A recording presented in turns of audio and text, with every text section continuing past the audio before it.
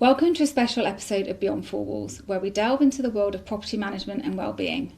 Today, Emily Gray and I are exploring planned maintenance, because good block management is not just about reacting when something goes wrong, it's about looking ahead. Planned maintenance is where asset protection meets financial responsibility. It's about long-term thinking, realistic budgeting, reserve funds and clear communication with leaseholders. And when done properly, it prevents crisis management and reduces stress for directors, managing agents and residents alike. This episode is about being proactive, strategic and calm in the way we care for the buildings entrusted to us. The information shared in this episode is provided for general educational purposes only and should not be considered legal or financial advice. Property law and leasehold arrangements can vary depending on the individual lease, building and circumstances. If you require specific advice relating to your property, lease or responsibilities as a director or leaseholder, you should seek guidance from a qualified legal professional or specialist advisor. So today we're discussing the management of motor works and appropriate planning around that. Can you start by explaining why planning for the long-term management of residential buildings is important? Of course. I think we have to remember that buildings need to stand up for the length of the lease that's been granted. So that might be 125 years, but we're now seeing 999 years. So what I see is that sometimes clients and leaseholders, especially where they're residents, they have a shorter term focus because they're maybe thinking I'll be here for 5 years, I might be here just for 1 or 2 years.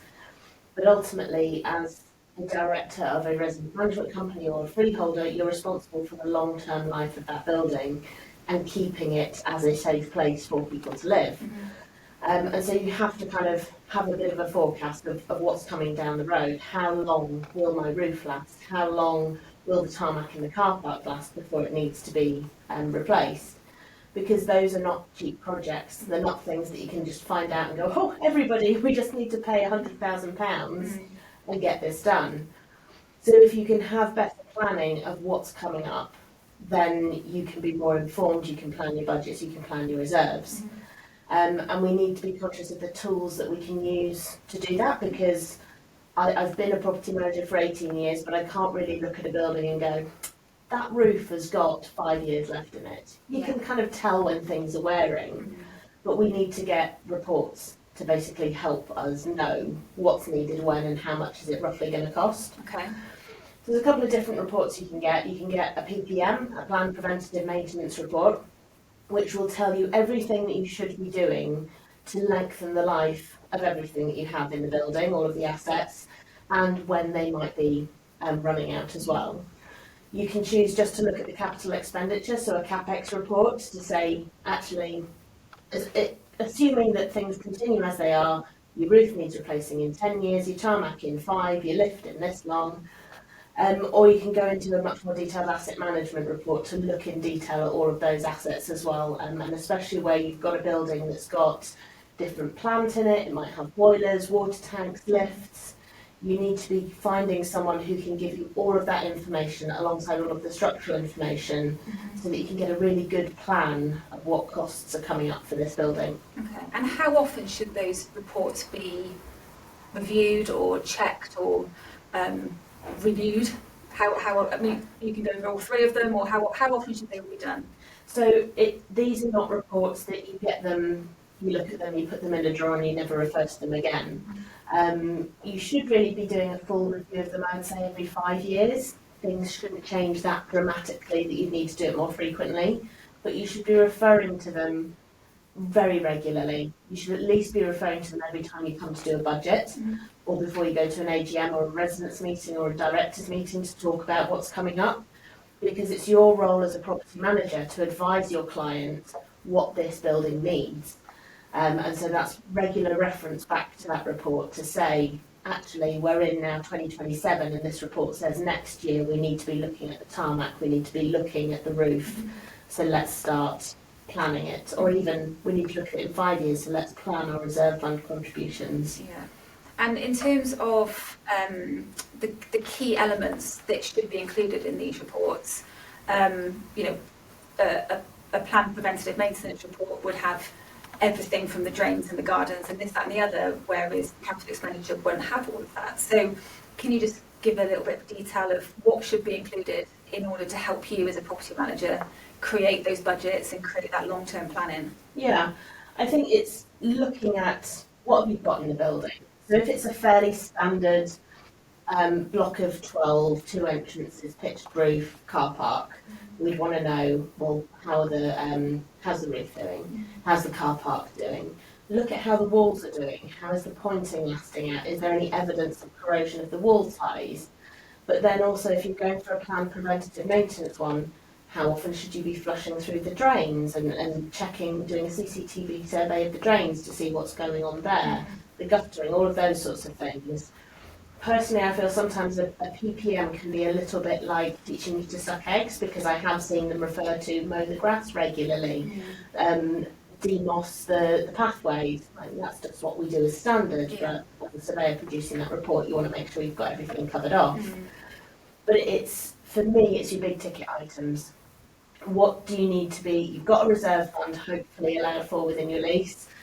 What do you need to be using it for? It's no good just putting your finger in the air and saying, oh, 50 quid per leaseholder per year, we'll have a nice little pot, that's fine. If you've got a flat roof that's going to need replacing, a lift that needs replacing, and potentially you're going to have to overhaul one of the communal boilers, having £10,000 in the reserve is going to go no way towards fixing that. Yeah. And do you find then that, you said earlier about people who live there have only got a very short-term plan, do you find it's difficult then to talk about these things and to raise money or to put money into the budget or put figures into the budget when people say, well, I'm not going to be here in 5 years, so I don't care? Do you get that sort of thing? They can be really challenging conversations to have, because we have to look at, we're managing for the client who has this long-term obligation, and sometimes that's difficult to balance with the leaseholder's individual obligations and intentions, because everybody wears usually two hats in these types of blocks, especially if you're a director of a management company. You have your hat as a leaseholder, and this is my property and what I want to do with my property, but you also have your hat as a shareholder of, I'm responsible for this entity being the resident management company, and the resident management company has the obligation to keep this property under maintenance. So it's having those conversations to kind of point out those different responsibilities and requirements, talk about how you can reach maybe something that's mutually agreeable to both sides. But I have seen significant pushback when we've kind of presented a capex to a board of directors, which has said there needs to be significant expenditure, and they're turned off to it. I've equally seen ones going, yep, okay, let's plan it, let's go forward, but it does differ, and so it's a challenge for every property manager to kind of have those conversations and see how you can work with your client to get the best for the building. Yeah. So not having a report in place, where are the difficulties that lie as a property manager for forward planning? I think if you don't have a report and your client's not open to getting a report done to inform about the reserves, you can make a best guess as a property manager of how long things will last. You can get input from contractors who can give you guidance, but it needs to be really clear that that's all that is. There is no guarantee that the roof will last another 10 years. It may only last another 5. But that is equally true even if you get a surveyor's report, because they are working on the information that they have. They have a little bit more technical knowledge and qualification to be able to provide a better estimate and determination than your general property manager would. So for a basic block, I would say a property manager can put together a simple reserve fund plan. But for something that's got significant assets, I think that's probably outside the bounds of what we as property managers should be saying that we can do, and certainly probably what our insurances allow us to do as well. Yeah. And can these reports reduce the more reactive and emergency repairs, do you think? They can, in terms of if you know that you're going to replace the roof next year and you get a leak, maybe you decide, okay, well, we'll just do a smaller patch to save costs because we have got a full solution coming in. But that doesn't mean that you can just let that leak go because we're going to replace the roof, because that leak will likely be affecting someone's property, and you need to take action to make sure that effect is reduced as much as possible. But it helps give clarity to everybody in the block as well of, this is when things are planned for. So if they're getting maybe a little bit grumbly about the condition of the internal decorations, if they know that actually that's planned for next year, that maybe covers off a couple of calls into the office, because they can say, okay, it's a mess, but I know that it's on the cards for next year. Yeah. And so how do you, because obviously these reports cost money, how do you communicate the value of them in comparison to what, okay, so it's going to cost X to have this done, but actually in the long term, it's going to save you money because we know how we can plan things out and we can do it sensibly within the budget. And I think it is exactly that, it's setting it out that, yes, okay, it costs to get a surveyor down to put one of these reports together, but that's invaluable information for how you then responsibly plan your reserve fund and make sure that you can justify the level of reserves that you're collecting. Because if you go to leaseholder and say, right, you want £10,000 each for the reserve fund, and you have nothing to back that up other than we think we're going to need to replace the roof, they're probably not going to be very happy with you, and you're probably going to get some challenges over whether that's a reasonable amount. Whereas if you've got this report backing you up for that's why we need to collect this money, and it's actually in the leaseholder's benefit, because we're not saying we need £50,000 this year, we're saying we need 10,000 over the next 5 years, they can manage their finances a little better and you can have more productive communication. Yeah. And do you think that helps when people are selling their properties as well, to have that, or do you think it's a bit of a hindrance if they're trying to sell something but they don't want people to know maybe that this is planned for X time and therefore more money is going to be needed? I think the perception from leaseholders is that it's a hindrance when it comes to sell. My experience has been the reality is that it's a benefit, because when someone is selling their property, you need to get a survey done on it. That might just be a drive-by valuation survey, or it might be something that's more detailed. If that's flagging up lots of concerns, or the valuer is saying, well, actually the roof looks shot and there's no money in the reserve, maybe you're not going to actually achieve the sale that you want, or a prospective purchaser is going to say, the roof needs replacing, I think that's going to cost me £20,000, so I'm going to knock 30,000 off the offer price. Whereas if you can say, yes, the roof needs replacement, but we have a reserve and we also have a plan that you're going to be contributing £10,000 towards it, and that's been taken into account in the sale price, then a prospective purchaser also understands that building is well managed, that they have clarity over the finances, and so they're probably more invested to say, actually, that's a responsible purchase for me. Yeah, and it's the information you can put out there, which ultimately informs everybody in the whole process. Even if you weren't selling, knowledge is key. Right?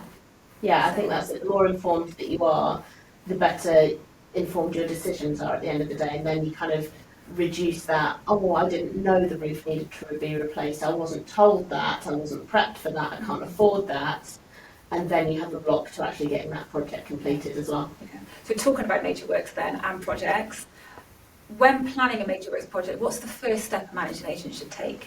Communicate with the leaseholders, 100%. If you know that the roof needs to be replaced, there's very little point going and getting all the surveys and incurring all the costs and then just sending out your notice of intention to say it needs to be replaced, if that's the first the leaseholders are going to know about it. So you would discuss it with your client that, yes, this is a project that we need to do, we're happy to go forward, this is how we're going to go forward. Then let your leaseholders know that we're going forward with this project because, so tell them why it's needed. Tell them that you will be going through a consultation process when we're a little bit further down the line of having agreed a specification. If you have the position where you need to collect money within a budget for it, let them know about it so that they're informed at the point of the money being requested rather than when you actually need to get to the consultation part of it. Yeah. And so for safety and compliance and that sort of thing, how do you ensure major works are carried out to those safety specifications? So it depends kind of the level of the project as to whether you've got a surveyor involved. If we've got a surveyor involved, we would usually say that they're the principal designer under CDM regulations, and that they're responsible for that element of it, that the contractor is the principal contractor, that they're responsible for it, that we do sufficient checking on them as well. Do our due diligence to say, does this contractor understand CDM regulations? Do they understand health and safety? Are they able to give me a reasonable risk assessment and method statement for that work? And if you don't have a surveyor involved, that's what you should be doing as a managing agent if you're project managing that work.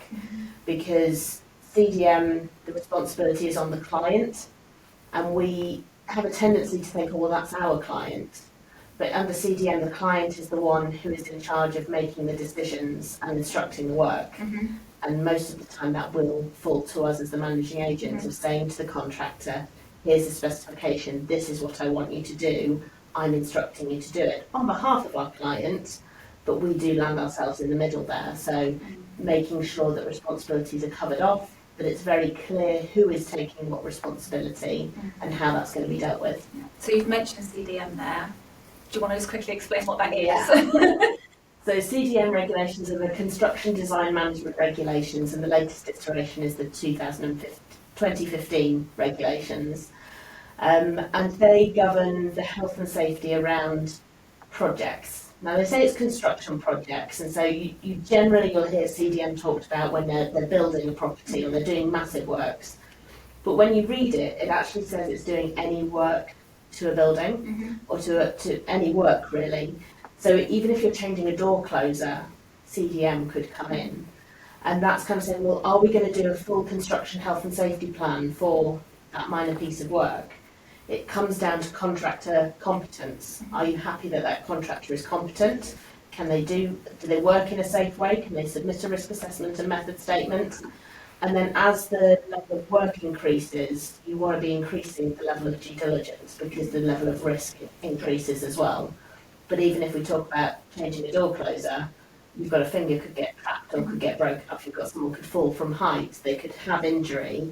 And if you haven't done the due diligence and you haven't made sure that that contractor's operating safely, there could be a claim back either on your client or against you, the managing agent. So you said there about, I can never say the word, due diligence. When you're appointing competent contractors, how do you make sure that they are competent?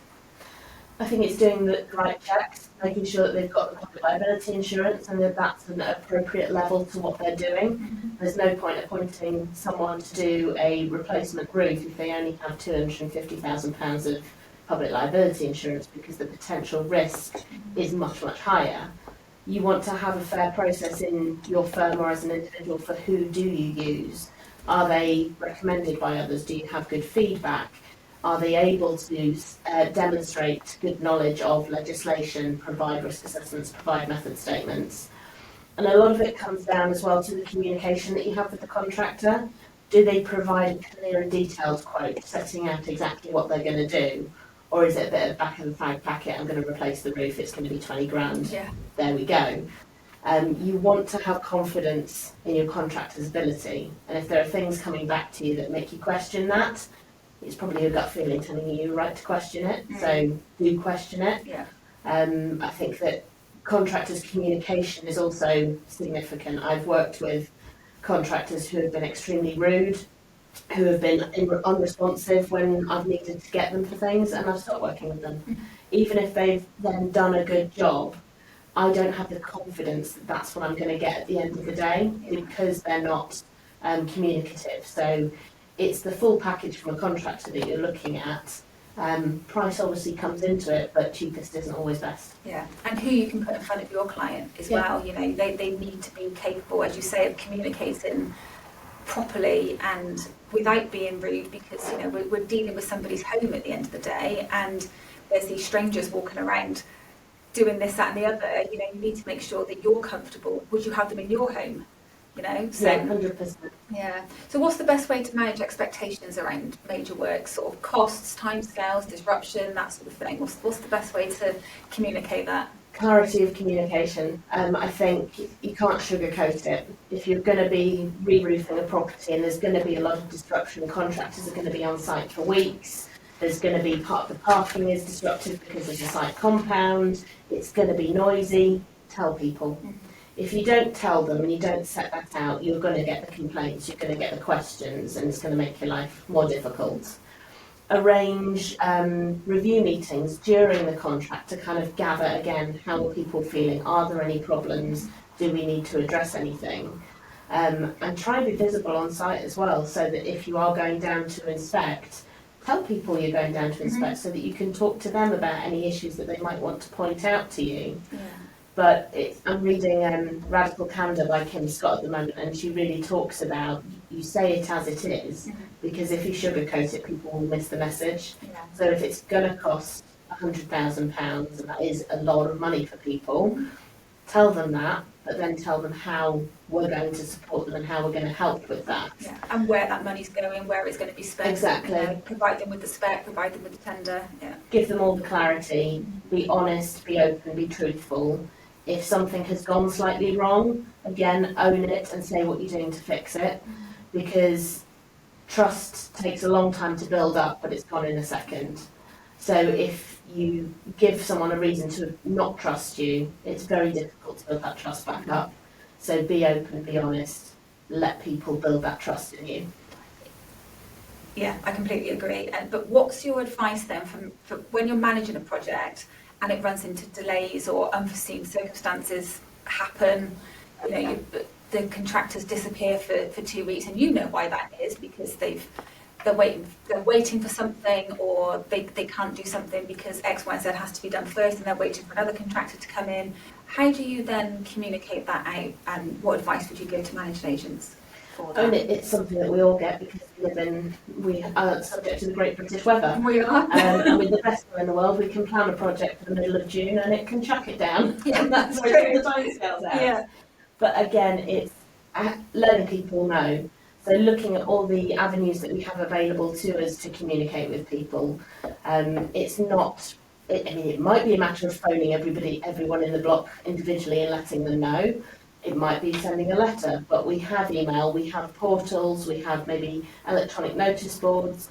If you know something, pass it on to the residents so that they can know it as well. Otherwise, they have questions and they will flood your inbox with questions, emails, stories that they've made up about the contractor having absconded with all their money, when actually they are, as we say, just waiting for a part or have been rained off.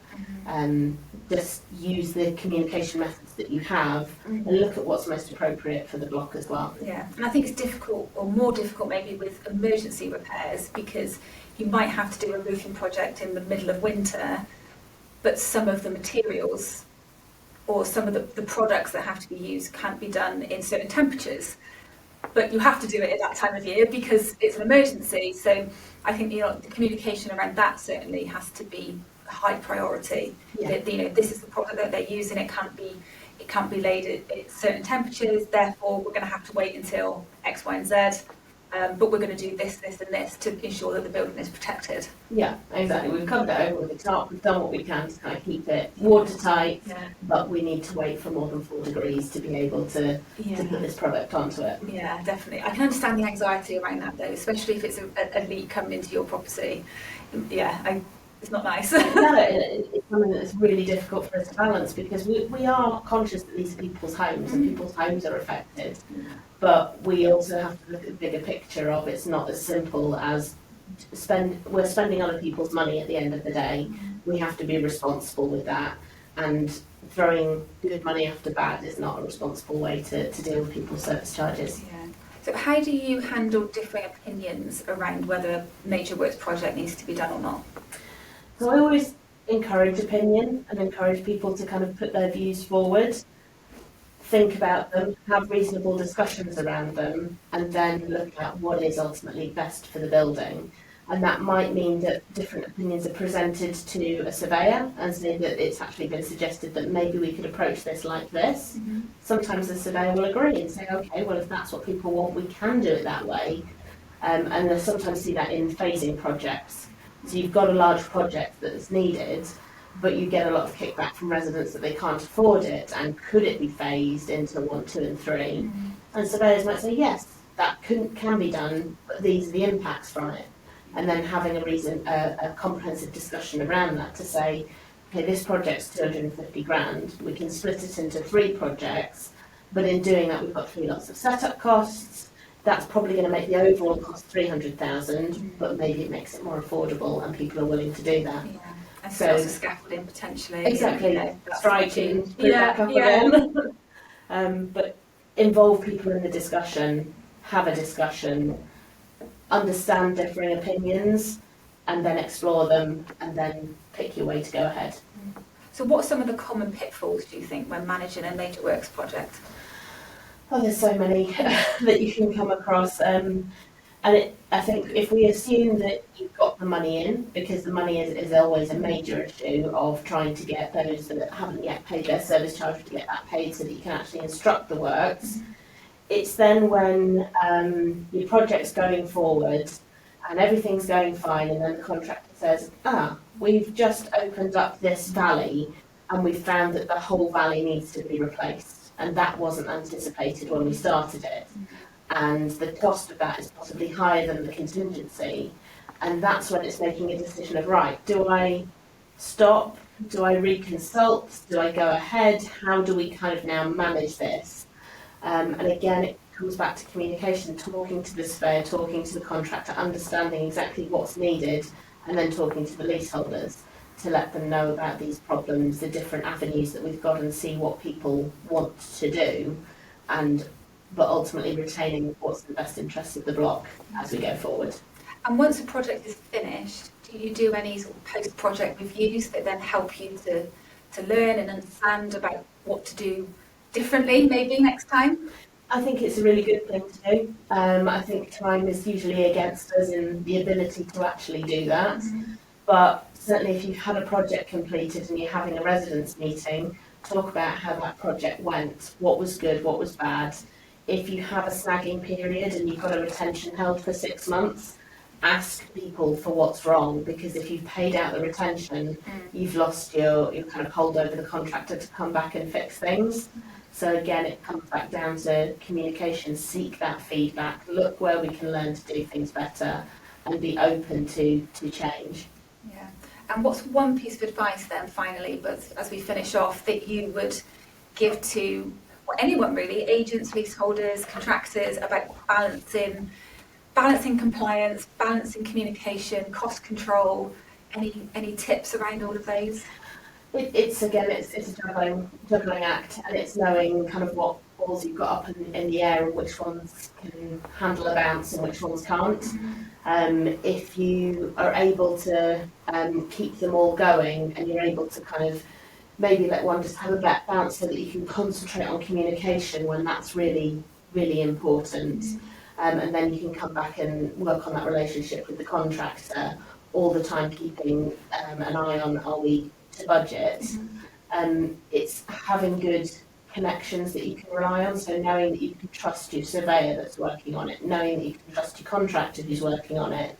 That lets you as a property manager sit back and take a breath a little bit, because if you're not constantly worrying about them and you have confidence in them, you can get on with what your role is, and that's probably the communication with the leaseholders and the client more so. Yeah, and sometimes having the ability to take that step back, you can see the wider picture, you can see what might potentially go wrong a bit further down the line, and you can grab that before it happens, because you've got that breathing space. Yeah, exactly. So it is in a way being kind to yourself as well. So in doing that work to get the right contractor, to build those relationships with the other stakeholders that you're working with, to have a good relationship with your client and with the leaseholders, for them to trust you, it gives you more breathing space to just kind of look at, right, what is my role as managing agent? What can I see coming down the track in relation to this project? And how can I see it through to completion in the best way possible? Amazing. Thank you so much for your time. Thanks for explaining all of that. No problem. Thank you.